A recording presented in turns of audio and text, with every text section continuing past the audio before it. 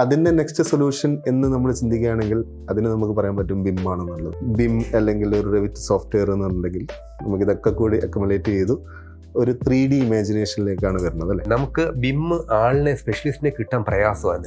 എന്നിട്ട് നമ്മൾ ദുബൈയിൽ നിന്ന് ഔട്ട്സോഴ്സ് ചെയ്തിട്ടാണ്. എന്നിട്ട് ഈ കാരണം ഈ പ്രോജക്റ്റ് സ്പെസിഫിക്കേഷനകത്ത് അവർ പറയുന്നുണ്ട് നമ്മൾ BIM തന്നെ അത് ആ മോഡലിംഗ് ലാസ്റ്റ് കൊടുക്കണം എന്നുള്ളത്. ഫസ്റ്റ് സിവിൽ വർക്ക് എല്ലാം എക്സിക്യൂട്ടീവ് ആണ്, പിന്നെ MEP-ക്കാർ വന്നിട്ട് അവിടെ കാണുന്നത് തന്നെ. സോ അപ്പോഴാണ് ഇങ്ങനെ കാര്യങ്ങളൊക്കെ ചെയ്ത് കഴിഞ്ഞ് കഴിഞ്ഞാൽ ഇത് ഫീസിബിൾ ആയിട്ടുള്ള സൊല്യൂഷൻ ആവുള്ളൂ എന്ന് പറയുന്നത്. 2023 ഡിസംബറിൽ 100 പ്ലേസ്മെന്റ് ആയിരുന്നു. 2024 വരുമ്പോൾ അത് 500 ആയി. ജസ്റ്റ് ഇമാജിൻ, ഒരു വർഷത്തെ ഗ്യാപ്പിൽ, അതിന് മുമ്പത്തെ ഒരു വർഷം നോക്കിയിട്ട് ഈ ഇപ്പോഴത്തെ വർഷത്തിൽ 23-ൽ 24 നോക്കുമ്പോൾ 4x ആണ്, 4 times ആണ് നമ്മളുടെ ആൾക്കാരെ ഹയർ ആയി. 100% ഞാൻ പറയാണ് 2025 അത് 10x മുകളിൽ പോകും. എന്തുകൊണ്ടെന്ന് വെച്ച് കഴിഞ്ഞാൽ ഇൻഡസ്ട്രി അറിയുന്ന ആൾക്കാർക്ക് ഇവിടെ ഓപ്പർച്യൂണിറ്റി ഉണ്ട്. എനിക്ക് പറയാൻ പറ്റുന്ന ഹിസ്റ്ററി ഈസ് റിപ്പീറ്റിംഗ്. അതായത് ഓട്ടോക്യാഡിന്റെ ഡിമാൻഡ് മുമ്പ് എങ്ങനെയായിരുന്നോ അതേ ഡിമാൻഡാണ് ഇപ്പം റെവിറ്റിലേക്ക് വരുന്നത്.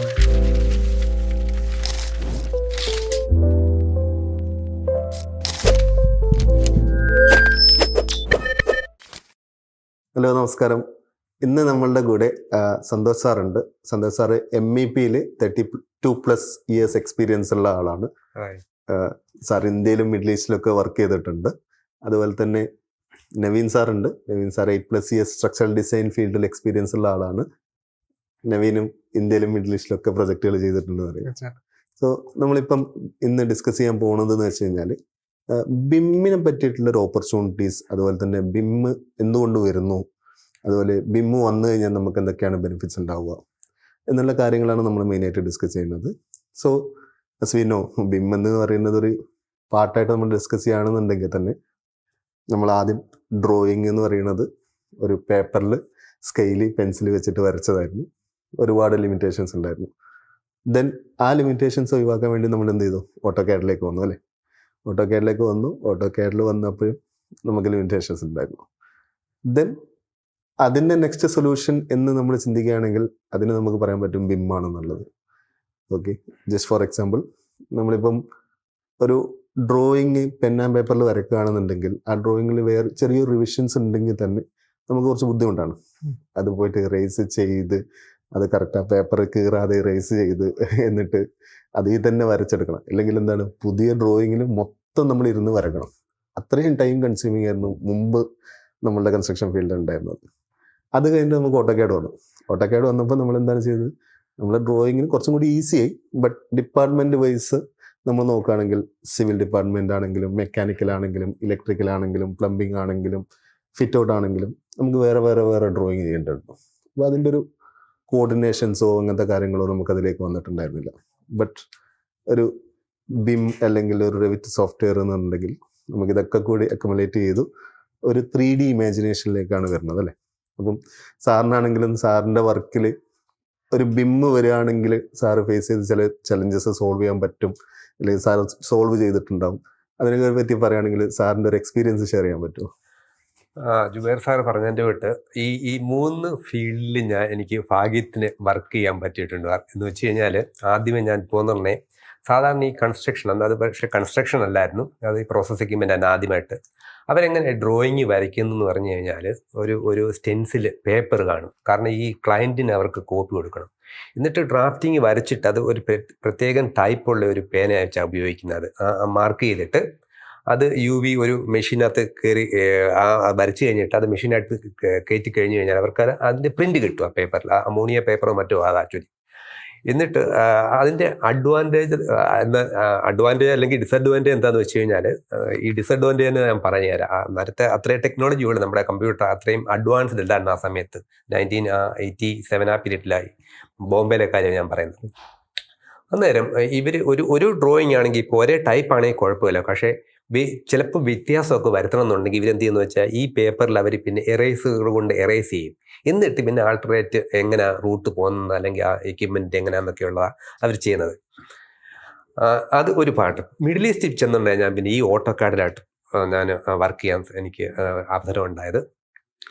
ഓട്ടോക്കാഡ് ഇതുമായിട്ട് അഡ്വാൻറ്റേജ് എന്താണെന്ന് വെച്ചാൽ, ഓട്ടോക്കാഡ് എന്ന് പറഞ്ഞാൽ ഭയങ്കര ഫാസ്റ്റാണ്. മറ്റേതെന്ന് പറഞ്ഞാൽ ഒരു പ്രോസസ്സ് നമ്മൾ ഒരു പ്രോജക്റ്റ് എടുക്കണം എന്നുണ്ടെങ്കിൽ ഒരു ഡ്രോയിങ് ഏകദേശം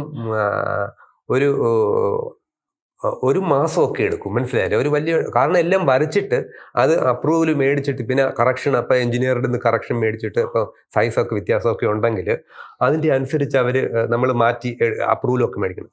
ഓട്ടോക്കാഡൊന്നും അഡ്വാൻറ്റേജ് എന്താണെന്ന് വെച്ച് കഴിഞ്ഞാൽ ഡ്രമാറ്റിക് ആയിട്ടുള്ള ചേഞ്ചാണ് അന്നേരം എനിക്ക് ഫീൽ ചെയ്തത്. കാരണം നമുക്ക് ഒരു ഡ്രോയിങ് വരച്ച് കഴിഞ്ഞാൽ നമ്മൾ എഞ്ചിനീയറിങ് അല്ലെങ്കിൽ ഇപ്പോൾ ക്ലയൻറ്റിന് നമ്മൾ പ്രൊജക്റ്റ് വരയ്ക്കുകയാണെങ്കിൽ ക്ലയൻറ്റിന് വ്യത്യാസം പറ്റുന്നുണ്ടെങ്കിൽ എന്താ പറ്റുന്നതെന്ന് വെച്ച് കഴിഞ്ഞാൽ നമുക്ക് അവർ പറഞ്ഞു കഴിഞ്ഞാൽ ഉടനെ തന്നെ നമുക്ക് മാറ്റാൻ പറ്റും, അത് ആ ചേഞ്ചസ് വരുത്താൻ പറ്റും ഇൻസ്റ്റൻ്റായിട്ട്. പിന്നെ അപ്രൂവൽ മേടിച്ചാൽ മതി, സബ്മിറ്റിൽ അതുപോലെ തന്നെ അങ്ങനെ ഭയങ്കര ഫാസ്റ്റാണ്. അത് കഴിഞ്ഞ് കഴിഞ്ഞാൽ ഈ പറഞ്ഞിരിക്കുന്നതിൻ്റെ തൊട്ട് ബിമ്മിനകത്തും എനിക്ക് ലേറ്റസ്റ്റ് ആയിട്ട് ഞാൻ ഈ സമയത്തൊക്കെ ആണെങ്കിൽ എല്ലാ ടെൻഡർ വരുന്നതാണെങ്കിൽ തന്നെ, ഞാൻ ടെൻഡറിങ് ഫീൽഡായിരുന്നു ലാസ്റ്റിൽ വർക്ക് ചെയ്തത്, ആ ഫീൽഡിലെല്ലാം അവർക്ക് റിക്വയർമെൻറ്റ്, എസ്പെഷ്യലി ദുബൈയിൽ നിന്നും അവിടെ നിന്നൊക്കെ വരുന്നുണ്ട്, റിക്വയർമെൻറ്റ് BIM നമ്മളെ സബ്മിറ്റ് ചെയ്യുന്നുണ്ടോ, അതിൻ്റെ മാനുവൽ അല്ലെങ്കിൽ എല്ലാം ചെയ്യുന്നുണ്ട്, BIM മോഡലിംഗ് കൊടുക്കുന്നുണ്ട്, BIM ആപ്ലിക്കേഷൻ ഉപയോഗിക്കാറുണ്ടായിരുന്നു. ആ സമയത്തൊക്കെ ഈ 2015 ആ പീരീഡിലൊക്കെ, 15 to 18 പീരീഡിൽ ബഹറിലൊക്കെ എന്ന് പറഞ്ഞു കഴിഞ്ഞാൽ നമുക്ക് BIM ആളിനെ, സ്പെഷ്യലിസ്റ്റിനെ കിട്ടാൻ പ്രയാസമാണ്. എന്നിട്ട് ദുബൈയിൽ നിന്ന് ഔട്ട്സോഴ്സ് ചെയ്തിട്ടാണ്. എന്നിട്ട് ഈ കാരണം ഈ പ്രോജക്റ്റ് സ്പെസിഫിക്കേഷനകത്ത് അവർ പറയുന്നുണ്ട് നമ്മൾ BIM തന്നെ അത് ആ മോഡലിംഗ് ലാസ്റ്റിൽ കൊടുക്കണം എന്നുള്ളത്, റിവറ്റ് BIM ആ രീതിയിൽ. ഓൻ്റെ മാനിൽ നമുക്ക് BIM-നകത്ത് നോക്കിക്കഴിഞ്ഞാൽ എല്ലാം ഡീറ്റെയിൽസ് ആയിട്ട് കിട്ടും. ഇതൊക്കെ ആണെങ്കിലും ഇത് ഞാൻ ഈ ഫാസ്റ്റ്നെസ്സിൻ്റെയാണ് പറഞ്ഞത്. ഈ BIM വന്നു കഴിഞ്ഞുള്ള അഡ്വാൻറ്റേജ് എന്ന് വെച്ച് കഴിഞ്ഞാൽ നമുക്കറിയാം, വലിയ പ്രോജക്റ്റിൽ MEP എന്ന് പറഞ്ഞു കഴിഞ്ഞാൽ മെക്കാനിക്കൽ, ഇലക്ട്രിക്കൽ, പ്ലംബിങ്, ഇത് ഒരു കോൺട്രാക്ടറെ ആയിരിക്കത്തില്ല അവാർഡ് ചെയ്യുന്നത്. കാരണം വലിയ പ്രോജക്റ്റാണ്, ഓരോ കോൺട്രാക്ടേഴ്സ് ആയിരിക്കും. ഈ ഒരു പ്രോജക്റ്റ് പണിയുന്നുണ്ട് ആർക്കിടെക്ചർ അല്ലെങ്കിൽ ആ പ്രോജക്റ്റ് മാനേജേഴ്സ് പറയും, ഓക്കെ ഡക്റ്റിന് ഇന്ന കോറിഡോർ, ഇത്ര ഹൈറ്റ് ഇന്ന കോറിഡോർ, പ്ലംബിങ്ങിന് ഇന്ന കോറിഡോർ, ഫയർ ഫൈറ്റിങ്ങിന് ഇങ്ങനെ, ഇലക്ട്രിക്കൽ വർക്ക്സിന് ഇങ്ങനെ, അങ്ങനെ അവർ കോറിഡോർ കൊടുത്തേക്കും. ആക്ച്വലി ഇലക്ട്രിക്കലുകാർ എന്ത് ചെയ്യും, അവരുടെ കോറിഡോർ വെച്ച് അവരങ്ങ് ഡ്രോയിങ് ചെയ്തിട്ട് അവർ സബ്മിറ്റ് ചെയ്യും. മെക്കാനിക്കലും അതുപോലെ തന്നെ, പ്ലംബിങ്ങും അതുപോലെ തന്നെ, എല്ലാം അവരുടേതായിട്ട്. പ്രശ്നം എന്താണെന്ന് വെച്ച് കഴിഞ്ഞാൽ, ഒരു സർവീസ് ഇൻസ്റ്റാൾ ചെയ്ത് കഴിഞ്ഞ് കഴിഞ്ഞാൽ അവർ പിന്നെ സൈറ്റിൽ അവരുടെ, ഇപ്പം മെക്കാനിക്കൽ, ഇലക്ട്രിക്കലുകാർ സപ്പോസ് വർക്ക് ചെയ്തെന്ന് വെച്ചു, പക്ഷെ മെക്കാനിക്കലുകാർ പിന്നെ ചെല്ലുന്നുണ്ടെങ്കിൽ അവരുടെ ഡക്ട് നോക്കുന്നുണ്ട്, ഡക്റ്റിന് പോകാൻ സ്പേസ് ഇല്ല, ഡക്ട് അല്ലെങ്കിൽ ഒരു റൂമിലോട്ട് പെനിട്രേറ്റ് ചെയ്യണമെന്നുണ്ടെങ്കിൽ അങ്ങനെ സ്പേസ് ഇല്ല, അങ്ങനെയൊക്കെയുള്ള പല ബുദ്ധിമുട്ടുകൾ വരും, മനസ്സിലായില്ലേ? ഇത് എന്താ പ്രശ്നമെന്ന് വെച്ച് കഴിഞ്ഞാൽ പ്രോജക്റ്റ് ഡിലേ ആവാനുള്ള നല്ല ചാൻസ് ഉണ്ട്. കാരണം നമുക്ക് വേരിയേഷൻ, അത് മെയിൻ കോൺട്രാക്ടർ, ഇത് സബ് കോൺട്രാക്ടർ ആണെങ്കിൽ പറയുകയും വേണ്ട. കാരണം മെയിൻ കോൺട്രാക്ടർ ആണെങ്കിൽ അവരുടേതായിട്ടുള്ള ഷെഡ്യൂൾ കാണും ഒരു പ്രോഗ്രാമിന്, അതിൻ്റെ അനുസരിച്ച് അവർ ഫിനിഷ് ചെയ്യേണ്ടി വരും.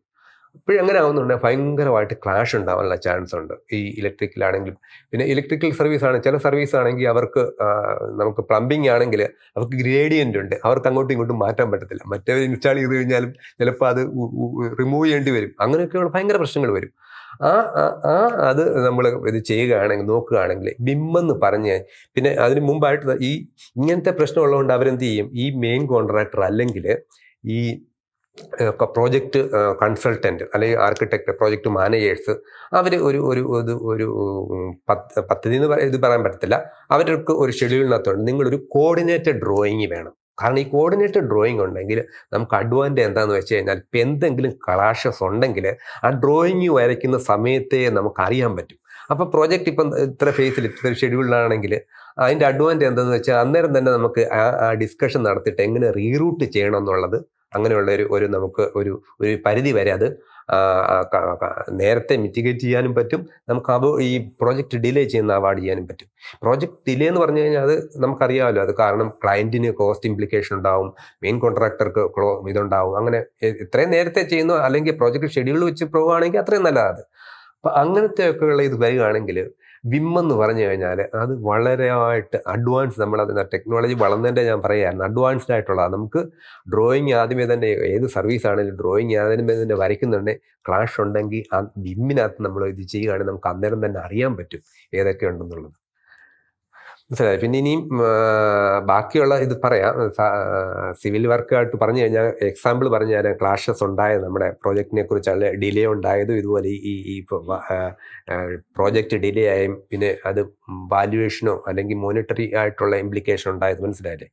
അത് എനിക്ക് എക്സ്പീരിയൻസ് ഉള്ളതായിട്ട് അത് ബോസ്വാനുള്ളപ്പോൾ അങ്ങനെ ഇതായത് അത് ഞാൻ എക്സ്പ്ലെയിൻ ചെയ്യാം. സിവിൽ വർക്കുമായിട്ട് എനിക്ക് തോന്നുന്നത് നല്ല അഡ്വാൻസ്മെന്റ് ഉണ്ടായിരിക്കും, അല്ലേ? തീർച്ചയായിട്ടും. ഇപ്പൊ സിവിൽ അല്ലെങ്കിൽ സ്ട്രക്ചറൽ ഫീൽഡിലോട്ട് വരുവാണെങ്കിൽ കമ്പയർഡ് ടു MEP നമ്മൾ ആക്ച്വലി ഒരു ഗോൾ അച്ചീവ് ആയിട്ട് വർക്ക് ചെയ്യുന്ന ആൾക്കാരാണെങ്കിലും ഇപ്പൊ ഞാൻ സാറാണെങ്കിൽ തന്നെ നമ്മളൊരു പ്രോജക്റ്റിൽ വർക്ക് ചെയ്യുകയാണെങ്കിൽ നമ്മുടെ ക്ലാഷ് ഉണ്ടാവും, കോൺഫ്ലിക്ട് ഉണ്ടാവും. മേ ബി സാറിന് അടുത്ത് ചോദിക്കും, ഒരു ബീം പോകുന്നുണ്ട്, ആ ബീമിനുള്ളിൽ കൂടി എനിക്കൊരു കോർ കട്ട് ചെയ്തിട്ട് ഒരു ഡക്റ്റോ അല്ലെങ്കിൽ ഒരു ലൈനോ വലിച്ചൊന്നും പൊക്കൂടെ എന്നുള്ള രീതിയിൽ സാർ ചോദിക്കും. But structurally as a stability wise നമ്മൾ സമ്മതിക്കത്തില്ല. കാരണം നമ്മുടെ പ്ലാനിങ് ഈ സെക്ഷൻ സൈസ് ഇത് വേണം എന്നുള്ളതാണ്. റീഇൻഫോഴ്സ്മെന്റ് കട്ടായി പോകാൻ പാടില്ല.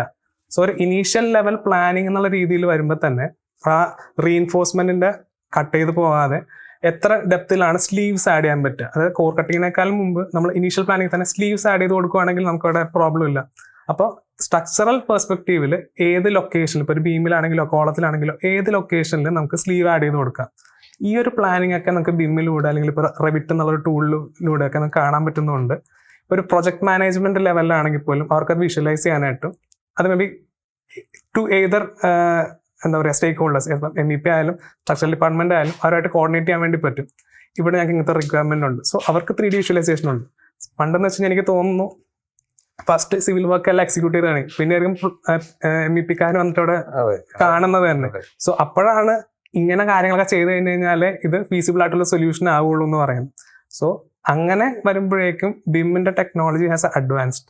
ഇപ്പോൾ നമ്മളിപ്പോൾ ക്ലയന്റ് പെർസ്പെക്റ്റീവിൽ നോക്കുവാണെങ്കിൽ ഇപ്പോൾ മിക്ക ക്ലയന്റുകൾ നമ്മുടെ അടുത്ത് ഡിമാൻഡ് ചെയ്യാറുള്ളത് ബിം രീതിയിൽ ഡിസൈൻ ചെയ്ത് കൊടുക്കുക എന്നുള്ളതാണ്. അപ്പോൾ എല്ലാ സ്റ്റേക്ക് ഹോൾഡേഴ്സും ഒരു ലൂപ്പിലായിട്ട് വരികയും പ്രോപ്പറായിട്ട് ഒരു ബിൽഡിങ്ങിന്റെ ആ ഒരു പ്ലാനിങ് വൈസ് തന്നെ from planning till delivery stage വരെ അവർക്ക് പ്രോപ്പർ പ്ലാനിങ്ങിൽ അത് schedule time, suppose 1 year time ആണ് ഉദ്ദേശിക്കുന്നതെങ്കിൽ ആ ഒരു ടൈം ഫ്രെയിമിൽ തന്നെ മേ ബി +1 or 2 months എന്ന രീതിയിൽ അത് കൺക്ലൂഡ് ചെയ്യാൻ വേണ്ടി പറ്റുന്നതാണ് ഈ ഒരു ബിം വന്നതുകൊണ്ട്.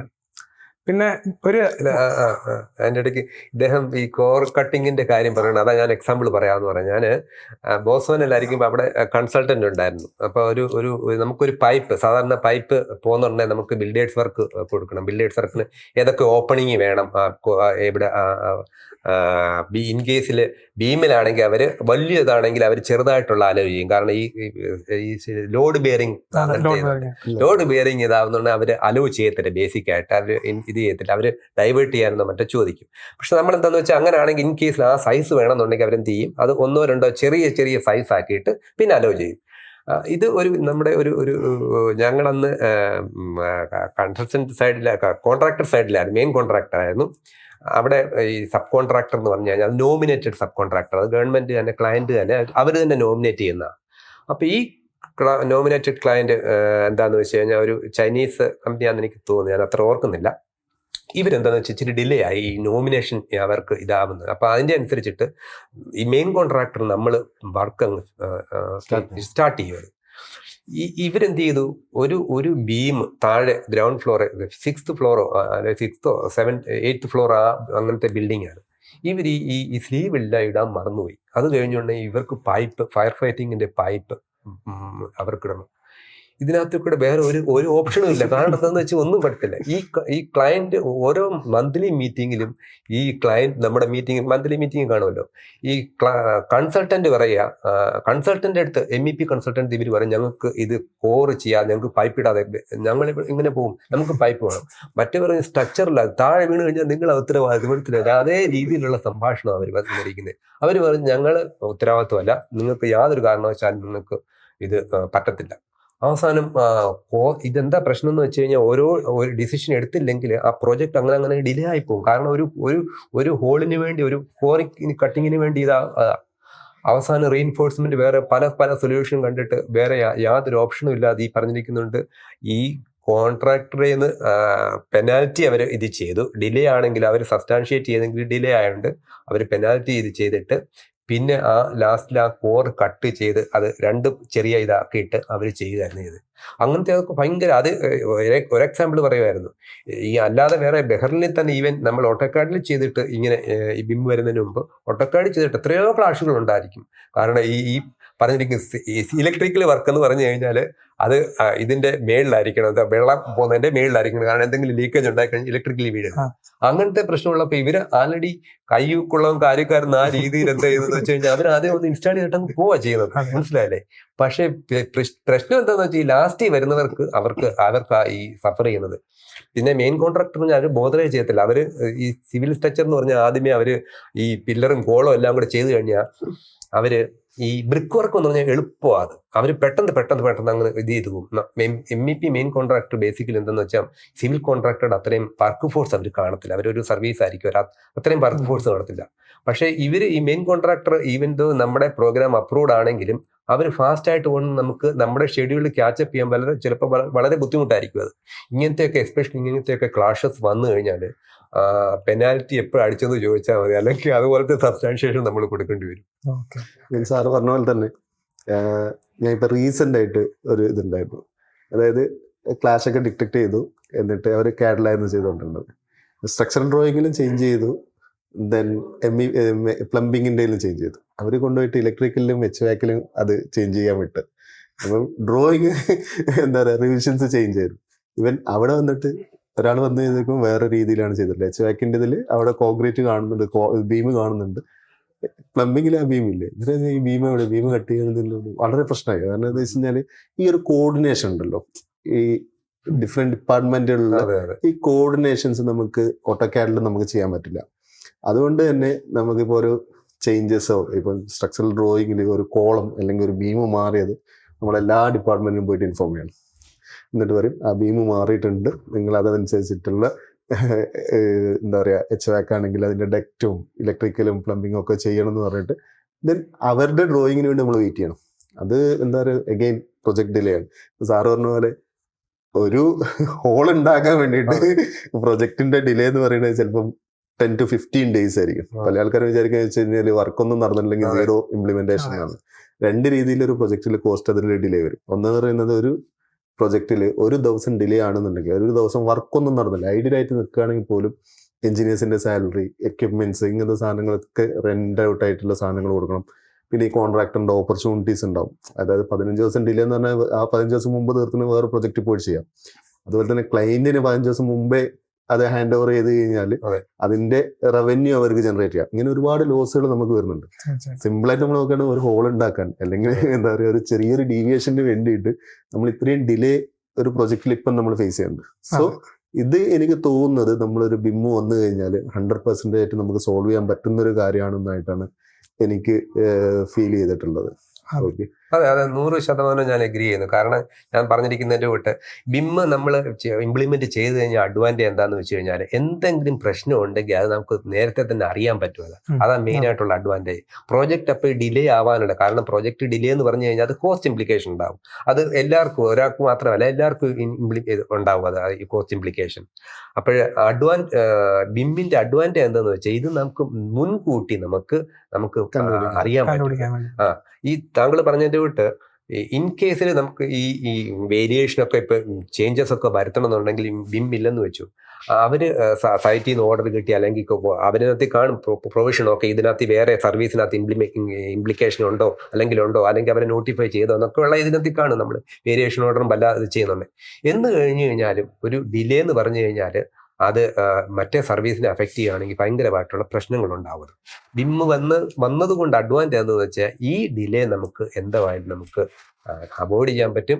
അതുകൊണ്ടാണ് ഞാൻ പറഞ്ഞിരിക്കുന്ന എല്ലാ ടെൻഡറും ഞാൻ ബഹറിലാണെങ്കിലും ഞങ്ങൾ ഒമാന്, ഞങ്ങൾ സൗദിയിൽ, പിന്നെ ഞങ്ങൾക്ക് ഓഫീസ് ഉണ്ടായിരുന്നു. പക്ഷേ UAE ഞങ്ങൾക്ക് ഇത് കിട്ടാറുണ്ടായിരുന്നു. കാരണം ക്ലയന്റ് ഉള്ളതുകൊണ്ട്, ക്ലയന്റ് ബേസ്ഡ് ആണ്, ക്ലയന്റിൽ അവരുടെ ഇതുള്ളതുകൊണ്ട് അവർ കിട്ടാറുണ്ടായിരുന്നു. പക്ഷെ എല്ലാം നമുക്ക് ടെൻഡർ കിട്ടുന്നുണ്ട്. ആ ലേറ്റസ്റ്റ് ആയിട്ട് കിട്ടുന്ന എല്ലാത്തിനകത്തും ഒരു സ്പെസിഫൈ ചെയ്തിരിക്കും. നിങ്ങൾ 3D മോഡലിങ് അല്ലെങ്കിൽ ഇതുപോലത്തെ വേണം, ബിം മോഡലിൻ്റെ ഇത് വേണം എന്നുണ്ട് അവർ സ്പെസിഫിക് ആയിട്ട് പറഞ്ഞിരിക്കും. പിന്നെ വേറൊരു കാര്യം എന്താണെന്ന് വെച്ച് കഴിഞ്ഞാൽ ഓൻ്റെ മാനുവലൊക്കെ നമ്മൾ കൊടുക്കുന്നുണ്ട്. ബിമ്മിനകത്ത് നമ്മളൊരു എക്യുപ്മെന്റ് സാധാരണ നമ്മൾ അവിടെ ഇത് നോക്കി കഴിഞ്ഞാൽ അതിൻ്റെ എല്ലാ ഡീറ്റെയിൽ കിട്ടും. മനസ്സിലായില്ലേ? ഇപ്പോൾ സ്പെയറോ അല്ലെങ്കിൽ ആരെ കോണ്ടാക്ട് എങ്ങനെയെന്നൊക്കെ ഉള്ളത്. പക്ഷെ മറ്റേതങ്ങനല്ല. ഓൻ്റെ മാനുവലാണെങ്കിൽ മാനുവലെടുത്ത് കൊണ്ടുവച്ച് ഇത് ഇപ്പൊ അഡ്വാൻസ്ഡ് ആണ്. മനസ്സിലായില്ലേ? കമ്പ്യൂട്ടറിനകത്ത് നമ്മൾ നോക്കി കഴിഞ്ഞു കഴിഞ്ഞാൽ നമുക്കെല്ലാം കിട്ടും. അതൊക്കെ അതുകൊണ്ട് ഭയങ്കര അഡ്വാൻറ്റേജ്. നമ്മൾ വിചാരിക്കുന്നതിൻ്റെ കൂട്ടല്ല, നല്ല ഫാസ്റ്റും പെട്ടെന്നായിട്ട് നമുക്ക് റെഡി ടു നമ്മുടെ വിരൽത്തുമ്പിൽ നമ്മുടെ ഇൻഫർമേഷൻ ഇരിക്കുന്നുള്ള ആ രീതിയിലുള്ള ഇതായി. അതുകൊണ്ട് ബിം എന്തുകൊണ്ടും നല്ലതാണെന്നാണ് ഞാൻ പറയുന്നത്. ഫ്യൂച്ചറിലാണ് അത് സ്കോപ്പ് ഉണ്ട്. സാർ പറഞ്ഞ ഒരു ആഡ് ഓൺ ചെയ്യേണ്ട ഒരു ഫീച്ചറായിട്ട് തോന്നി. അതായത് എൻ്റെ ഒരു സീനിയർ കൊളീഗ്, പുള്ളി ദുബായിലാണ്. പുള്ളിക്കാട് ചെയ്യേണ്ടത് ഒരു ഫുട് ഓവർ ബ്രിഡ്ജ് ആണ് ചെയ്യേണ്ടത്. 2 days ടൈമാണ് പുള്ളി കൊടുത്തേക്കുന്നത്. ബിം എന്നുള്ളൊരു സോഫ്റ്റ്വെയർ ഉണ്ട്. പുള്ളി പറഞ്ഞത് പുള്ളി 12 hours കൊണ്ട് ഡിസൈനിങ്, ഡീറ്റെയിലിംഗ്, പ്ലാനിങ് എല്ലാം 12 hours കംപ്ലീറ്റ് ചെയ്തു. പക്ഷെ പുള്ളിക്ക് അതിൽ അപ്രൂവൽ കിട്ടാൻ 12 മണിക്കൂർ എടുക്കും. സോ 2 days ടൈം എന്നുള്ള സാധനം പുള്ളി 12 hours കൊണ്ട് വർക്ക് തീർത്തു. 12 hours കൊണ്ട് പുള്ളി സാങ്ഷനും വാങ്ങിച്ചു. സോ ഇപ്പൊ ജസ്റ്റ് ഒരു ഓട്ടോ ക്യാഡിലോ അല്ലെങ്കിൽ ഒരു സ്റ്റാഡിലോ മാത്രമായിട്ടാണ് വർക്ക് ചെയ്യുന്ന ഒരാളെങ്കിൽ ഇറ്റ് ഇസ് നോട്ട് പോസിബിൾ ആ ഒരു ടൈമിൽ മേ ബി ഈവൻ ഒരു one week time at least we'll need to commit കൊടുക്കാനായിട്ട്. സോ ബിം എന്നുള്ള ടൂൾ ഉപയോഗിക്കുമ്പോൾ 12 hours ഫുൾ പണിയും തീർന്നു. It was closed. സോ ആ രീതിയിൽ എക്സ്പേർട്സ് ഉണ്ടായി വരുമ്പോഴേക്കുമാണ് ഒരു ബിമ്മിന്റെ ഒരു എഫിഷ്യൻസി അവിടെ വരുന്നത്. നമ്മളിപ്പോ ഒരു ബിമ്മിന്റെ ഒരു ഇമ്പോർട്ടൻസ് കൺസ്ട്രക്ഷൻ ഫീൽഡിൽ നമ്മളിതിപ്പോ പറഞ്ഞു കഴിഞ്ഞു. ഇനി നമുക്ക് വരേണ്ടത് വെച്ചാൽ ഒരു ബിമ്മിന്റെ ഒരു ഓപ്പർച്യൂണിറ്റിയാണ്. അതായത് നമുക്കിപ്പം ഒരാൾക്ക് ഒരു ബിമ്മ് പഠിച്ചു കഴിഞ്ഞാൽ അയാൾക്ക് എത്രത്തോളം ഓപ്പർച്യൂണിറ്റി ഉണ്ടാവും എന്നുള്ളതാണ് നമ്മളൊന്ന് അറിയേണ്ടത്. ഇപ്പം എൻ്റെ പേഴ്സണൽ എക്സ്പീരിയൻസ് എന്ന് പറയുകയാണെങ്കിൽ ഇപ്പം നമ്മളിപ്പം ദുബായ് മുനിസിപ്പാലിറ്റി അല്ലെങ്കിൽ ഖത്തറിലുള്ള അഷ്ഗാല് അങ്ങനത്തെ ആൾക്കാരൊക്കെ എന്ന് വെച്ച് കഴിഞ്ഞാൽ ഇവൻ നമ്മളൊരു റെവിറ്റ് മോഡലിലാണ് ഡ്രോയിങ് സബ്മിറ്റ് ചെയ്യുന്നുണ്ടെങ്കിൽ അവർ 2 ദിവസം കൊണ്ട് അപ്രൂവൽ വരും. ഓട്ടോ കേഡിലാണ് നമ്മൾ ഇത് സബ്മിറ്റ് ചെയ്യുന്നുണ്ടെങ്കിൽ അവർക്ക് മിനിമം 15 days വേണം അപ്രൂവൽ. നവീൻ പറഞ്ഞ പോലെ തന്നെ. അപ്പം അവര് ഗവൺമെന്റ് ഓട്ടോമാറ്റിക്കായിട്ട് അത് പ്രൊമോട്ട് ചെയ്യാണ്. You have to come next gen, അല്ലെങ്കിൽ ആ ഒരു ടെക്നോളജിയിലേക്ക് നിങ്ങൾ വരണം, അങ്ങനെ ഒരു പുഷ് ചെയ്ത് വന്നിരിക്കുകയാണ്. സോ അതുകൊണ്ട് തന്നെ എനിക്ക് തോന്നുന്നത് ഇപ്പോൾ ഓരോ കോൺട്രാക്ടേഴ്സ് ആണെങ്കിലും അല്ലെങ്കിൽ ഓരോ ഡെവലപ്പേഴ്സ് ആണെങ്കിലും ആരാണെങ്കിലും ഡിസൈനേഴ്സ് ആണെങ്കിലും അവരും കൂടി ഒന്ന് പുഷ് ആവുകയാണ്. ഒരു ബിമ്മിലേക്ക് മൈഗ്രേറ്റ് ചെയ്യാന്നുള്ളതൊരു പുഷായിട്ട് വരികയാണെന്നാണ് എനിക്ക് തോന്നുന്നത്. സാറിന് എന്തെങ്കിലും അതിന്റെ ഒരു അതെ, അത് ബിം ഞാൻ അന്ന് നേരത്തെ പറഞ്ഞതിന്റെ കൂട്ട് നമുക്ക് ഷോർട്ടേജ് ആയതുകൊണ്ട് ബെഹറിൽ ആ സമയത്ത് ഷോർട്ടേജ് ആയതുകൊണ്ട് ഞങ്ങൾ പെർ അവർലി ബേസ് നമ്മളൊന്ന് കോൺടാക്ട് ചെയ്യുന്നത് പെർ അവർലി ബേസിൽ അവർ ചോദിക്കുന്നത്. നമ്മളത് എക്സ്പെക്റ്റഡ് അല്ലായിരുന്നു, മനസ്സിലായില്ല, നമുക്ക് അത്രയും അറിഞ്ഞൂടായിരുന്നു. അവർലി ബേസിസ് അവിടെ നിന്ന് ഇത് ചെയ്യണമെന്നുണ്ടെങ്കിൽ പിന്നെ ഇപ്പോൾ ഓൺലൈൻ ഉള്ളതുകൊണ്ട് പ്രശ്നമില്ല. പക്ഷെ എന്ന് കഴിഞ്ഞാലും അത് ഒരു ഷോർട്ടേജ് വന്നുകൊണ്ട് ഞാൻ എപ്പോഴും ഓർക്കുന്നു. അത് കഴിഞ്ഞ ഉടനെ നമ്മൾ ഓഫീസിൽ തന്നെ നമ്മളെ ഈ മീറ്റിങ്ങിനകത്ത് എഴുതി നമുക്ക് തന്നെ ഹയർ ചെയ്യണം എന്നുള്ള രീതിയിൽ, മനസ്സിലായല്ലേ? കാരണം ഇൻ ഫ്യൂച്ചറിൽ എല്ലാ പ്രോജക്റ്റും ഇത് വരുന്നുണ്ട്. അപ്പം ബിമ്മിനുള്ള ആളിനെ ഹയർ ചെയ്തത് കാരണം അത്രയും പൊട്ടൻഷ്യൽ ഉണ്ട്. കോസ്റ്റ് നമ്മൾ ഇൻ കേസിൽ നമുക്ക് ഇച്ചിരി കോസ്റ്റ് കൂടുതലാണ് മറ്റേതുമായിട്ട് കമ്പയർ ചെയ്യുന്നുണ്ട്. ഇപ്പം ചിലപ്പം ഡിമാൻഡ് അനുസരിച്ച് ചിലപ്പം അവരുടെ പെർസൊക്കെ കൂടുതലായിരിക്കാം. എന്ന് കഴിഞ്ഞാൽ ഹയർ ചെയ്യുന്നതുകൊണ്ട് നമുക്ക് നഷ്ടം വരത്തില്ല, മനസ്സിലായില്ലേ? കാരണം അത് വേണ്ട കാര്യം, അത് എസെൻഷ്യലായിട്ട് ഉള്ളൊരു കാര്യം പോലെ ആയി ആക്ച്വലി. അതുകൊണ്ട് എന്തായാലും ബിമ്മിനകത്താണെങ്കിൽ നല്ല സ്കോപ്പായി ഫ്യൂച്ചറിൽ വരുന്നത്. ടെക്നോളജി, ആർട്ടിഫിഷ്യൽ ഇന്റലിജൻസ്, അതുപോലെ തന്നെ ഓരോ ടെക്നോളജികളൊക്കെ വന്നുകൊണ്ടേ ഇരിക്കുകയാണ്. അതുകൊണ്ട് ബിം എന്ന് പറഞ്ഞു കഴിഞ്ഞാൽ ആ ഫീൽഡിലോട്ട് സെലക്ട് ചെയ്ത് കഴിഞ്ഞാൽ നല്ല സ്കോപ്പാണ് എൻ്റെ അഭിപ്രായം. സ്കേസിറ്റി ഉണ്ട്. ഞാനിപ്പം ഓൾറെഡി ഇപ്പൊ ഇന്ത്യയിൽ റീലൊക്കേറ്റ് ചെയ്തായിരുന്നു. ആ സമയത്തൊക്കെ ഞങ്ങളുടെ പ്രോജക്റ്റ് ഞാൻ ഫേസ് ചെയ്ത ഞങ്ങളുടെ പ്രോജക്റ്റിനകത്ത് നമുക്ക് അതുപോലെ റിക്വയർമെന്റ് വന്നിട്ട് ആൾക്കാരെ ഷോർട്ടേജ് ഉണ്ടായിരുന്നു. സോ ഇപ്പൊ ക്ലയന്റ് പെർസ്പെക്ടീവിലാണെങ്കിൽ പോലും ഇപ്പൊ ഒരു ബിൽഡിങ്ങിന് ഡിലേ വരുന്നതിനേക്കാളും കൂടുതൽ ലാഭമായിരിക്കും ഒരു ബിം എക്സ്പേർട്ടിനെ ഹയർ ചെയ്തിട്ട് പുള്ളിയുടെ സാലറി കൊടുക്കാന്നുള്ളത്. അതായിരിക്കും ലാഭമുള്ളവരാണ്. മനസ്സിലായി. ഇവൻ ഇതിൽ എനിക്കൊന്ന് ജസ്റ്റ് ഒന്ന് ആഡ് ചെയ്യാനുള്ളത് എൻ്റെ എക്സ്പീരിയൻസ് ആണ്. നമ്മളെ ഖത്തറിലുള്ള ഒരു ക്ലയന്റ് നമ്മളോട് ആദ്യം പറഞ്ഞു വെച്ചാൽ നമുക്ക് ബിമ്മിന്റെ മാൻ പവർ വേണമെന്ന് പറഞ്ഞു. ഓക്കെ ഫൈൻ, നമ്മൾ തരാമെന്ന് പറഞ്ഞു. അങ്ങനെ നമ്മൾ അവിടെ നമ്മുടെ ഓപ്പർച്യൂണിറ്റീസിന് പോസ്റ്റ് ചെയ്തു. എന്നിട്ട് നമ്മൾ കുറച്ച് ആൾക്കാരെ സെലക്ട് ചെയ്തതെന്ന് വെച്ചാൽ ഇവർക്ക് ബിം അറിയാം, ബിം പഠിച്ചിട്ടുണ്ട് എന്ന് പറഞ്ഞിട്ടാണ് സെലക്ട് ചെയ്തിട്ടുണ്ടായിരുന്നത്. ഇത് നമ്മൾ ഇന്റർവ്യൂ ചെയ്യുമ്പോൾ അവർ ബിമ്മ് ജസ്റ്റ് ടൂൾസ് പഠിച്ചിട്ടുണ്ടായിരുന്നു, അവർ ഒരു പ്രൊജക്റ്റ് ചെയ്തിട്ടുണ്ടായിരുന്നു. അതുകൊണ്ട് തന്നെ അവരൊക്കെ റിജക്റ്റ് ആയി. സോ നമ്മൾ പറഞ്ഞു ഖത്തറിൽ നിങ്ങൾക്ക് ബിമ്മിന്റെ ആൾക്കാരെ കിട്ടില്ല, നമ്മളിത് ബാക്കൗട്ട് ചെയ്യാൻ പറഞ്ഞു. അവർ ഓക്കെ ഫൈൻ പറഞ്ഞു. ദെൻ ഒരു 2 week കഴിഞ്ഞിട്ട് അവർ എഗെയിൻ നമ്മളെ വിളിച്ചിട്ട് പറയാണ് നിങ്ങൾ എവിടെയെങ്കിലും കുറച്ച് ബിമ്മിന്റെ ആൾക്കാരെ സെറ്റാക്കി തന്നാൽ മതി, ഓക്കെ നിങ്ങൾ തന്നെ ചെയ്തോ, നിങ്ങൾ സോൾവ് ചെയ്തോ. അത് പറഞ്ഞാല് മക്കയിലുള്ള ഒരു പ്രൊജക്റ്റാണ്, മസാർ പ്രൊജക്ട് എന്ന് പറഞ്ഞിട്ടുള്ള ഒരു ജിഗ പ്രൊജക്ടിന്റെ വർക്കാണ്. അത് നമ്മൾ ചെയ്യാൻ വേണ്ടിയിട്ട് അവർക്ക് ബിമ്മ് ചെയ്യാൻ അവിടെ ആളെ കിട്ടാത്തതുകൊണ്ട് അവർ ഖത്തറിലേക്ക് കൊടുത്തു. ഖത്തറിന് ആ ക്ലയന്റിന് അവിടെ ബിമ്മ് ചെയ്യാൻ ആളില്ലാത്തതുകൊണ്ട് നമ്മളത് പറഞ്ഞ് നാട്ടിൽ നിന്ന് ചെയ്താൽ മതി. ആ വർക്ക് ഇപ്പൊ നമ്മൾ കാലിക്കറ്റിൽ നിന്നാണ് ചെയ്യുന്നത്. ഓക്കെ, അതാണ് അവർക്ക് ഇപ്പം ഈവൻ ബിമ്മിന് നമ്മൾ ഓപ്പർച്യൂണിറ്റി ഇട്ട് കഴിഞ്ഞാലും എനിക്ക് തോന്നുന്നത് ഒരുപാട് ആൾക്കാർ ബിം പഠിക്കുന്നുണ്ട്. ഓക്കെ, ബട്ട് തിങ് ഈസ് അവർക്കൊരു പ്രാക്ടിക്കൽ ആയിട്ടൊരു നോളജ് അതിലേക്ക് വരുന്നുണ്ടോ എന്നുള്ളത് എനിക്കൊരു ഡൗട്ട് ഉണ്ട്. ഓക്കെ, ഞാൻ അത് താങ്കൾ പറഞ്ഞ ഈ പറഞ്ഞിരിക്കുന്നുണ്ട് ഇപ്പൊ സൗദിയിലോ അല്ലെങ്കിൽ മിഡിൽ ഈസ്റ്റ് ബേസിക് സൗദിയിലും ദുബൈയിലും ഒക്കെ വലിയ എക്സ്പാൻഷനാണ് വരുന്നത്, മനസ്സിലല്ലേ? അത്രയും 160 ഞാൻ വായിച്ചത് സൗദിയിലൊക്കെ 2030 ആവുന്ന ഭയങ്കര 26 ലക്ഷം കോടി അത്രയും പ്രോജക്റ്റുകളാണ് വരുന്നത്. പിന്നെ വേൾഡ് കപ്പ് വരുന്നുണ്ട്, അല്ലാതെ നിയോം സിറ്റി എന്ന് പറയുന്ന സൗദിയിലൊക്കെ വലിയ വലിയ പ്രോജക്റ്റുകളാണ് വരുന്നത്. അപ്പൊ ഇതിനകത്തൊക്കെ നല്ല റിക്വയർമെന്റ് ആക്ച്വലി ബേസിക്കലി വരുന്നത്. അപ്പോൾ ഇപ്പൊ നമ്മൾ ആ ഫീൽഡിലോട്ട് നമ്മൾ വെഞ്ചർ ചെയ്ത് കഴിഞ്ഞാൽ അഡ്വാൻറ്റേജ് എന്ന് വെച്ച് കഴിഞ്ഞാൽ ഇപ്പോഴല്ല, ഒരു 5 വർഷം അല്ലെങ്കിൽ 4 വർഷം കഴിഞ്ഞാൽ എങ്ങനെ നമുക്ക് അഡ്വാൻസ് നമ്മുടെ കരിയർ ഇത് ചെയ്യാമെന്നുള്ള നമുക്ക് ആ രീതിയിൽ നമുക്ക് പ്ലാൻ ചെയ്ത് ഡെവലപ്പ് ചെയ്ത് കഴിഞ്ഞാൽ ഇത് പറ്റും. താങ്കൾ പറഞ്ഞതിൻ്റെ കൂട്ട് പെട്ടെന്ന് പഠിച്ചു കഴിഞ്ഞ് പ്രാക്ടിക്കലും നമ്മൾ ബുക്കിൽ നിന്ന് പഠിച്ചതും അല്ലാതെ പ്രാക്ടിക്കലുമായിട്ട് ചെയ്യുന്നുള്ള ഒത്തിരി വ്യത്യാസം ഉണ്ടാക്കുന്നുണ്ട്. അതുകൊണ്ട് ചെയ്യുകയാണെങ്കിൽ പ്രോപ്പറായിട്ട് ട്രെയിൻ ചെയ്തിട്ട് ഇച്ചിരി വർക്ക് എക്സ്പീരിയൻസ് കൂടെ ഇത് കിട്ടിക്കഴിഞ്ഞു കഴിഞ്ഞാൽ, അത് പ്രാക്ടിക്കലായിട്ടുള്ള രീതിയിൽ ചെയ്തു കഴിഞ്ഞാൽ അത് നല്ലതാണെന്ന് എനിക്ക് തോന്നുന്നു. അതുപോലെ തന്നെ ഇപ്പം ഞാനിപ്പോൾ വരുമ്പം ഞാൻ ജസ്റ്റ് ഒന്ന് ChatGPT upcoming giga construction projects in world എന്ന് അടിച്ചു. അതിൽ ഇപ്പം സൗദിയിൽ നമ്മൾ നോക്കുകയാണെങ്കിൽ നമുക്കറിയാം മിഷൻ 2030 നിയോം പ്രോജക്റ്റ്, അതുപോലെ റെഡ് സീ പ്രോജക്റ്റ്, അതുപോലത്തെ മസാർ പ്രോജക്റ്റ്, ജിദ്ദ ടവർ, അങ്ങനെയുള്ള ഒരുപാട് പ്രോജക്റ്റുകൾ വരുന്നുണ്ട്. Then 2034 world cup already announce ചെയ്തു. അവര് ഐ ബിലീവ് 8 or 12 അത്ര സ്റ്റേഡിയം അവർ ഉണ്ടാക്കുന്നുണ്ട്. അതിന്റെ സ്റ്റേഡിയം എന്ന് പറഞ്ഞാൽ ജസ്റ്റ് ഒരു സ്റ്റേഡിയം മാത്രമല്ല അവിടെ ഉണ്ടാക്കുന്നത്, അതിന്റെ സറൗണ്ടിങ് സ്റ്റേഡിയത്തിന്റെ ഒരു 10 ഇരട്ടി വലുപ്പത്തിലുള്ള സറൗണ്ടിങ്ങിൽ ഫുൾ ഡെവലപ്പ് ചെയ്യണം അവർ. അത് കഴിഞ്ഞ് മിഷൻ 2040 ഉണ്ട്. ഇപ്പൊ അവർ 2030 ഡെവലപ്പ് ചെയ്യണമെന്ന് വെച്ച് കഴിഞ്ഞാൽ റിയാദ്, ജിദ്ദ, ദമാം, ഈ ഒരു മെയിൻ പ്രൊവിഷൻസ് മാത്രമാണ് അവർ ഡെവലപ്പ് ചെയ്യുന്നത്. അതിന് വിഷൻ 204 അതിന്റെ ഡ്രോയിങ് വർക്ക് ഒക്കെ ഓൾറെഡി സ്റ്റാർട്ടായി. അതിലവർ ചെയ്യണമെന്ന് വെച്ച് കഴിഞ്ഞാല് ഹൈലി, അബഹ, അങ്ങനെ ഒരു കുറച്ചും കൂടി ആയിട്ടുള്ള സ്ഥലങ്ങളിലേക്ക് അവരെന്താ വെച്ച് കഴിഞ്ഞാല് ഡെവലപ്മെന്റ് കൊണ്ടുവരുന്നുണ്ട്. അതുപോലെ ദുബായില് പുതിയ ജിഗാ പ്രോജക്ട്സ് വരുന്നുണ്ട്. ജസ്റ്റ് ഒന്ന് ഗൂഗിളിൽ സെർച്ച് ചെയ്താൽ എനിക്ക് കാണാൻ പറ്റും ദുബായ്, നിയോം, ഇത്ര ഗിഗാ പ്രോജക്ട്സ്, വലിയ വലിയ പ്രോജക്ട്, മെഗയല്ല ഗിഗാ പ്രോജക്ട്സുകൾ ഓൾറെഡി അനൗൺസ് ചെയ്ത് കിടക്കണം 2025 എനിക്ക് 100% ഒരു കാര്യം പറയാൻ പറ്റും, ഇതൊക്കെ ബിമ്മിലായിരിക്കും വരിക. കാരണം വെച്ചാൽ അവർക്ക് അതിനുള്ള ടൈം ഇല്ല. അതുകൊണ്ട് ഓട്ടോകാഡും എന്നും അവരെനി പ്രൊമോട്ട് ചെയ്യാനുള്ള ചാൻസ് ഓൾറെഡി അവർ അടുത്ത ലെവൽ എന്ന് പറയാം അല്ലെ, ബിമ്മിന്റെ നെക്സ്റ്റ് ലെവൽ എന്ന് പറയാം.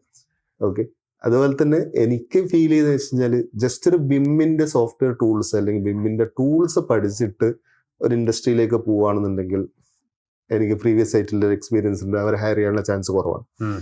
അതുകൊണ്ട് തന്നെ പ്രൊജക്റ്റ് ചെയ്തിട്ട് അല്ലെങ്കിൽ എന്താ പറയുക ആ ഒരു ഇൻഡസ്ട്രിയിൽ എന്താണോ വേണ്ടത് ആ ഒരു നോളജ് ഗെയിൻ ചെയ്യാം. ഈവൻ നമ്മളുടെ കോഴ്സിലാണെങ്കിൽ പോലും നമ്മൾ പ്ലാൻ ചെയ്തിരിക്കുന്നത് ഇപ്പം നമുക്ക് മുമ്പ് നമ്മൾ ചെയ്ത എല്ലാ കോഴ്സിലും നമുക്കിപ്പം സക്സസ്ഫുള്ളി 500+ പ്ലേസ്മെന്റ് ആയി.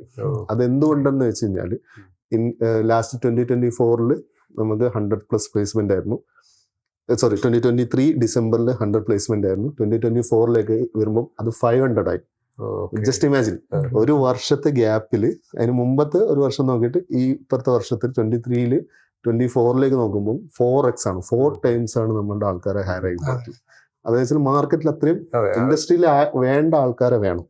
അതായത് ഇൻഡസ്ട്രി അറിയുന്ന ഒരാൾക്കാരെ പെട്ടെന്ന് അറിയും. 100% ഞാൻ പറയാണ് 2025 അത് 10x മുകളിൽ പോകും. എന്തുകൊണ്ടെന്ന് വെച്ച് കഴിഞ്ഞാൽ ഇൻഡസ്ട്രി അറിയുന്ന ആൾക്കാർക്ക് ഇവിടെ ഓപ്പർച്യൂണിറ്റി ഉണ്ട്. ഇപ്പം ലാസ്റ്റ് ടൈം ഞാൻ ഒരാളടുത്ത് സംസാരിച്ചു. ഓക്കെ, അയാൾ ഒരു ബിം കോഴ്സ് ചെയ്തിട്ട് പിന്നെ നമ്മുടെ അടുത്തേക്ക് വന്നതാണ്. അയാൾ പറയുന്നത് വെച്ചാൽ അവരൊരു ബിം കോഴ്സ് ചെയ്തിട്ട് അവർക്ക് ടൂൾസ് ഒക്കെ അറിയാം, ബട്ട് ഒരു ഡ്രോയിങ് ചെയ്യുമ്പോൾ അവർക്ക് എന്താണ് കൺഫ്യൂസ്ഡ് ആണ്. അതിനൊരു സപ്പോർട്ടോ അല്ലെങ്കിൽ അങ്ങനെ ഒരു ബാക്ക് ആൻഡ് സപ്പോർട്ടോ അങ്ങനെ ഒന്നും. സോ നമ്മളുടെ ഒരു കോഴ്സ് നമ്മൾ ഡെവലപ്പ് ചെയ്തിരിക്കുന്നത് ഇൻഡസ്ട്രിയിൽ എന്താണോ വേണ്ടത് അത് വർക്കിംഗ് പ്രൊഫഷണൽസ് പ്ലാൻ ചെയ്തിട്ട് അല്ലെങ്കിൽ വർക്കിംഗ് പ്രൊഫഷണൽസ് നിങ്ങൾക്ക് പറഞ്ഞു കൊടുക്കണം. അതായത് നിങ്ങളുടെ ഒരു മാനേജർ, നിങ്ങളുടെ കമ്പനി വർക്ക് ചെയ്യുമ്പോൾ നിങ്ങളുടെ ഒരു മാനേജർ നിങ്ങൾക്ക് പറഞ്ഞു കൊടുക്കുകയാണെങ്കിൽ എന്താണ് ആ ഒരു ഗൈഡൻസ് ആയിരിക്കും പ്രൊജക്റ്റിന് വേണ്ടി. സോ പ്ലഗ് ആൻഡ് പ്ലേ പോലെ തന്നെയാണ് നമ്മൾ ബിമ്മും ചെയ്യുന്നത്. സോ എനിക്ക് തോന്നുന്നത് അതിന്റെ ഒരു ഓപ്പർച്യൂണിറ്റി എന്ന് പറയുന്നത് സ്കൈസ് ദ ലിമിറ്റ്. ഓക്കെ, അങ്ങനെ പോണ ഒരു ഓപ്പർച്യൂണിറ്റി ആയിട്ടാണ് ബിമ്മ് കാണുന്നത്. ഓഫ് കോഴ്സ് മുമ്പ് നമ്മൾ നോക്കുകയാണെങ്കിൽ ഓട്ടോക്യാഡിന് അങ്ങനെ ഡിമാൻഡ് ഉണ്ടായിരുന്നു. ഓട്ടോക്യാഡ് സ്റ്റാർട്ട് ചെയ്യണ സമയത്ത് അതെ അതെ. ഓട്ടോക്കാട് നല്ല ഡിമാൻഡ് ആയിരുന്നു. സ്റ്റാർട്ട് ചെയ്യുന്ന സമയം ആൾക്കാര് നമ്മള് പണ്ട് ഈ ഇടയ്ക്ക് ഉണ്ടായിരുന്നു ഫയർ ആൻഡ് സേഫ്റ്റി എന്ന് പറഞ്ഞ അതുപോലെ തന്നെ ഇടയ്ക്ക് ഉണ്ടായിരുന്നു ഈ ഓട്ടോക്കാട്.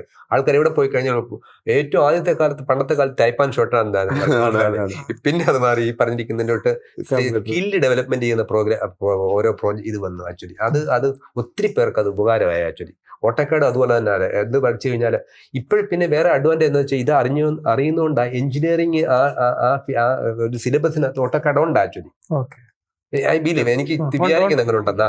പക്ഷെ പണ്ട് അങ്ങനല്ലായിരുന്നു. എഞ്ചിനീയറിംഗിനകത്ത് ഈ ഓട്ടോക്കാട് ഇല്ലായിരുന്നു. മനസ്സിലല്ലേ? ഓട്ടോക്കാട് എന്ന് പറഞ്ഞാൽ ഞാനൊക്കെ ഉള്ള സമയത്ത് കമ്പ്യൂട്ടർ എന്ന് പറഞ്ഞാൽ ഈ റൂമിന്റെ അത്രയുള്ള കമ്പ്യൂട്ടർ ഞങ്ങൾ ആദ്യമേ ഞാൻ ജോയിൻ ചെയ്ത അപ്പൊ അതുപോലത്തെ ഉള്ള കമ്പ്യൂട്ടർ അത് എല്ലാം അഡ്വാൻസ്ഡ് ആയി ബേസിക്കലി.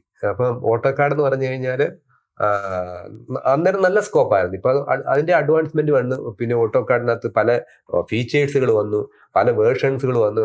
10, 12, 14 അങ്ങനെ പല വേർഷൻ വന്നു. എനിക്ക് പറയാൻ പറ്റുന്ന ഹിസ്റ്ററി ഈസ് റിപ്പീറ്റിംഗ്. അതായത് ഓട്ടോക്യാഡിന്റെ ഡിമാൻഡ് മുമ്പ് എങ്ങനെയായിരുന്നോ അതേ ഡിമാൻഡാണ് ഇപ്പം റെവിറ്റിലേക്ക് വരുന്നത്. അതും വലിയ വലിയ പ്രൊജക്ടുകൾ വന്നതുകൊണ്ട് ആ ഡിമാൻഡ് എനിക്ക് തോന്നുന്നു കൂടുതലായിട്ട് വരികയാണെന്നുള്ളത്. ബിമ്മിലേക്ക് എന്താ പറയാ നെക്സ്റ്റ് ലെവലിലേക്ക് വരുമ്പോൾ ആ ഹിസ്റ്ററി എഗെയിൻ ഒരു 100x ഡെവലപ്പ് ഒക്കെ ആക്കിയിട്ടാണ് ഇതിലേക്ക് വരുന്നത് എന്നാണ് എനിക്ക് തോന്നുന്നത്. സോ ഒരു ബിം എക്സ്പേർട്സിന്റെ കൂടെ പഠിക്കുകയാണെന്നുണ്ടെങ്കിൽ, അതായത് വർക്ക് ചെയ്യുന്ന ആൾക്കാരുടെ കൂടെ പഠിക്കാൻ, not like teachers. Okay, work ചെയ്യുന്ന ആൾക്കാരും ടീച്ചിങ് തന്നെയാണ് ചെയ്യുന്നത്. പറഞ്ഞു കൊടുക്കുക എന്ന് പറയുന്നത് ലെക്ചറിങ് ആണ്. ബട്ട് ഒരു തിയറി പോർഷനെക്കാളും കൂടുതൽ ഒരു എക്സ്പീരിയൻസ് ഷെയറിങ് വർക്ക് ആണെന്നുണ്ടെങ്കിൽ, അല്ലെങ്കിൽ ലേണിംഗ് ആണെന്നുണ്ടെങ്കിൽ 100% എനിക്ക് തോന്നുന്നു വാട്ട് ഐ ബിലീവ്, എനിക്ക് തോന്നുന്നത് ബിമ്മ് പഠിച്ച ഒരാൾക്ക് അപ്സ്കിൽ ചെയ്തിട്ട് ഇൻഡസ്ട്രി നോളജ് ഉള്ള ഒരാൾക്ക് ജോബ് ഓപ്പർച്യൂണിറ്റി എന്ന് പറയുകയാണെങ്കിൽ 100% നമുക്ക് പറയാൻ പറ്റും. ഓക്കെ, അതാണ് എനിക്ക് സംസാരിക്കുമ്പോൾ എനിക്ക് അറിയണമെന്നുണ്ടായിരുന്നത്. സോ താങ്ക് യു ഒരു ബിമ്മിന്റെ ഒരു ഡിസ്കഷനിലേക്ക് വന്നതിന്. നമുക്ക് ഇനിയും കാണാം. Thank you.